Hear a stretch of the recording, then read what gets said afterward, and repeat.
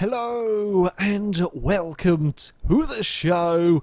Now, you guys have wanted to see me take a kind of proper rally car for this series. I did the Opel Manta a while ago, but it has been a while. All sorts of various slightly silly machinery has gone down this course. So, today we are going to be using a Subaru Impreza, the 22B. Now, in the Evo versus Impreza battle, I do tend to prefer the Evos. However, I will concede the 22B is one hell of a car, by far my favourite of the Subarus, and between this and the Evo 6 would be a very, very tough choice of car. But for this particular build, I'm going to be using the Impreza and seeing if this can go nice and quickly down the course. Now, we do have various rally parts. You will see that it comes up here with a body kit preset, so we are actually going to be getting some rally parts on the car. Now, this does take it up to S1 class. This kind of gives us a rough idea of what we're going to be looking at power-wise. That's quite a good power-to-weight ratio going on in the Impreza there.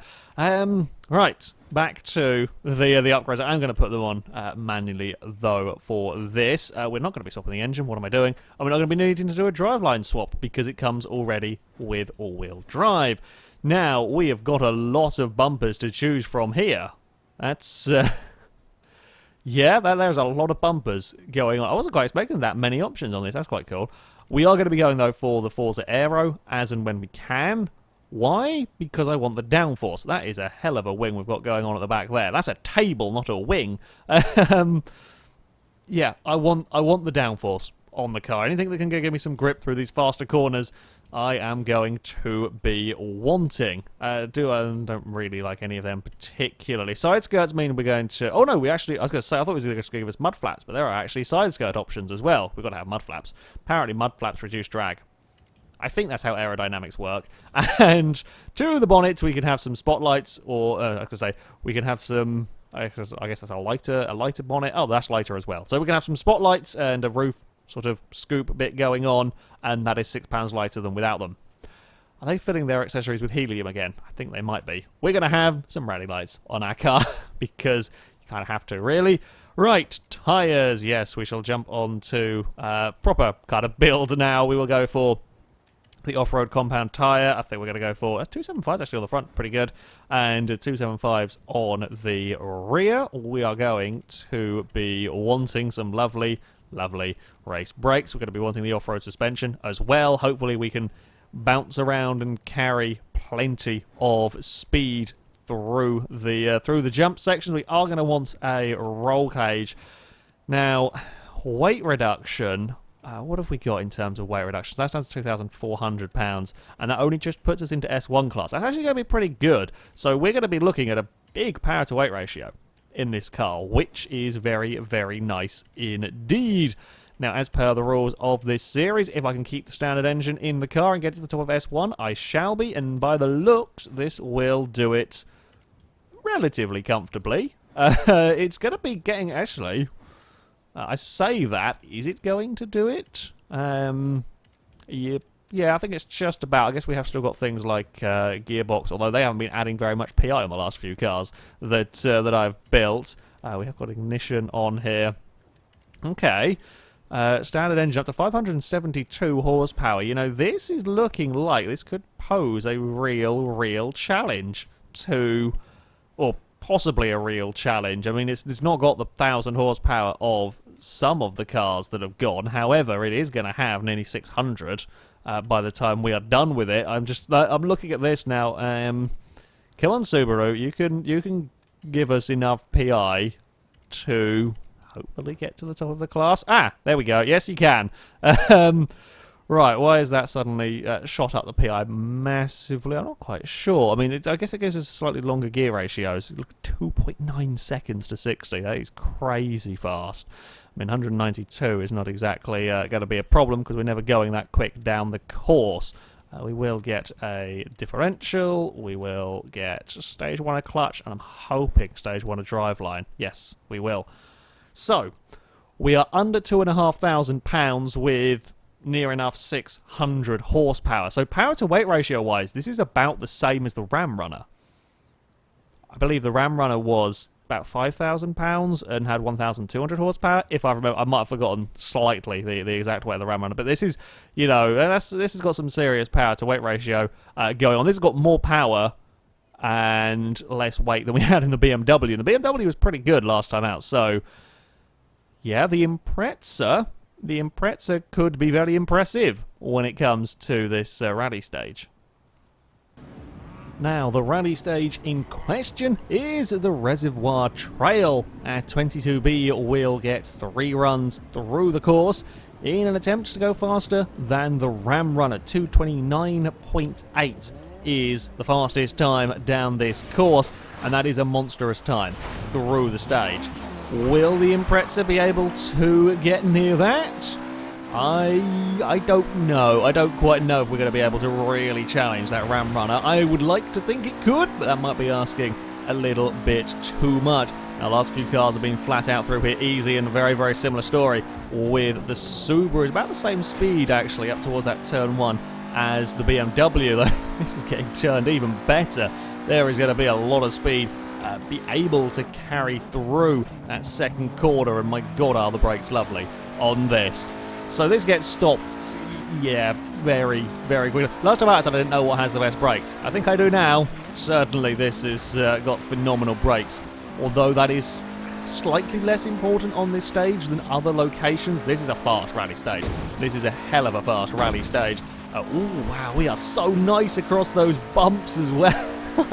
The BMW was having big issues with being bounced up on the secondary bump, and a few cars have. This, not in the slightest. This is flat out around here as well. No problems whatsoever. Up towards the big jump here for the first time. Little bit bounced around on landing there, but we have made it safely through. Oops, changed down one too many gears. Never a good thing to be doing. Jump our way into the water. Ooh, that's curious. That's not what I expected from the Impreza. So 111 miles an hour is as fast as cars are able to go through water in Horizon 3. That is the limit of the game engine. Now, a few vehicles, like the Ram Runner, for example, have sat at that 111 mile an hour limit with ease. The Z4, for example, was doing about 109. The Ferrari 288 was doing around the 108, 109 mile an hour mark. The Subaru, that is, well, designed as a rally car, couldn't do more than 105. That was not what I was expecting from this. Now, it punches through that slower corner there through the water nicely, but for whatever reason, this thing is limited to less. That is odd. That is not a result, an outcome that I would expect. It is a joy to drive, though, down here as we now start our run down the very, very bumpy back straight. Oh, a little bit twisted on the landing there. We're going to just avoid that tree. I had to have a lift, though, because otherwise we're going to be carrying way too much speed towards a tree on the outside of the course. As we round, the final turn is going to be quite sideways for the Impreza. However, it is a good time. In fact, it's the first car to go a 2:33 down here, and that was on its opening run. As you would expect here, the Impreza is doing very nicely indeed. So it's on to the second run for our Subaru, and the real question is, where can we find more time with this car? I definitely think I can be a little bit quicker, perhaps even on this tarmac section. I mean, we're flat out all the way down here. There is absolutely no need to lift for the first corner. Turn 2, I was quite slow through here because the brakes on this car are just so powerful. Again, I am comparing this to vastly different vehicles that have gone down here, but this thing here really slows down. The 22B really slows down so well through those opening corners. It is pretty much like nothing else I have driven down this course so far. Chuck the car in through this next turn. Try and get as much acceleration out of the corner as we can. Now the bumps here, as I said, the car handled them really well. Yeah, it does. It got a little bit of a bounce up on the second part, but unlike the Z4 that's like clattering the front splitter on the ground, and quite a lot. I use the Z4 as an example simply because that's fresher in my mind than the other cars. Quite a few vehicles have been clattering their splitters on the ground. This just doesn't. It has a little bit of a bounce up, but it's not losing its speed in the same way. We are the completely wrong side of the tree, although that wider turn in there, probably not necessarily a bad thing in all honesty. But they're now going to try and get the speed on the climb up the hill here. We're not quite jumping as far into that water. I guess 107 miles an hour. I lied slightly last time out. Can carry a little bit more speed through the water. I mean, yeah, it's slower through there than we have seen from one of the slower cars, in fact, that we have had going through there. However, it is so fast elsewhere that water is only a minor part of the stage. There's a lot more water on this course. You might consider that a problem, but that one section, I mean, it loses a little bit of time, but that one section is not too bad. And it doesn't have horrendous issues here, which is slightly the more significant part of the track. And again, this is another car that is lovely to drive. You can really place it exactly where you want it to be going, unlike with a Ram Runner where it's kind of a little bit of guesswork going on in where that car might end up. The Ram Runner wasn't bad to drive, but certainly not as nice as a 22B Impreza as we fly across the first of the jumps. Again, interestingly not as quick across there as the 288 GTO was, but mighty fast around these final couple of corners as we slide it out of the... I was expecting it to slide, it didn't out of the final turn. It's a little bit quicker in the 233s. Oh, can we get it into the 232s? Could we get it ahead of the Hemi Cuda? I think that might be tough, because that was a damn good run. I'm going to give it a try, though.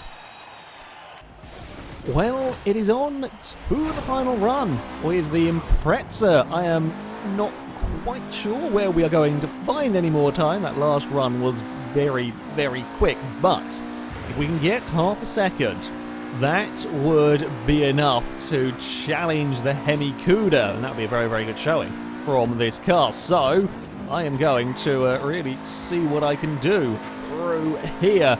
Turn 2 is a weird corner on this track. I've noticed this more over the last few builds, that you kind of go to turn in initially and there's a mile of understeer, and then all of a sudden the car goes, yes, I'm supposed to be getting grip at this point, and then you can carry the speed. It's, I don't know, maybe that's the camber on the road or the bumps around that part. It's just a little bit on the peculiar side, but there we go, keeping the car out of the water here as we head up towards our next turns. Easy flat out in the Subaru. Just got to be aware it can get bounced around a tad on that secondary bump, but it's not normally on the too bad or a side of things. Fly it down this next section. And definitely one thing to look out for with this car. There is the faintest bit of oversteer, and there probably always is going to be with most cars when you're carrying this much speed on dirt. The problem is that, like there, for example, the back end just lets go and you're scrubbing off speed, you're losing time when the car's doing that, and that is not what you want the vehicle to be doing.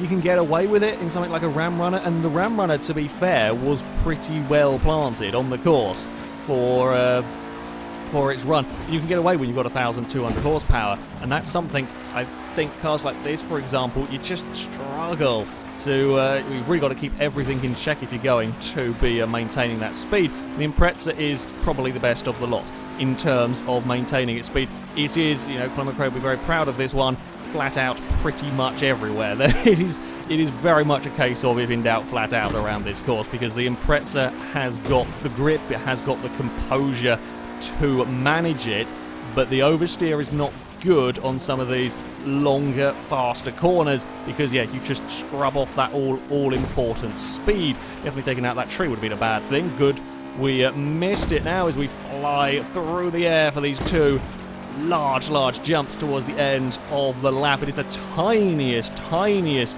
break into that second to last corner. A bit more of a break into the final turn. Come on, Impreza. I'm trying to scroll off as little speed as possible. That was 3 incredibly consistent runs with the car. Couldn't go any quicker, though, that time out. I think that was all the runs were within 8/10, 7/10 of a second between them.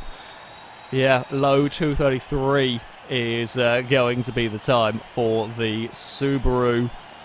A great car. A great car to drive around here. And I mean, to get that close to the mighty Hemi Cuda is a very, very good showing.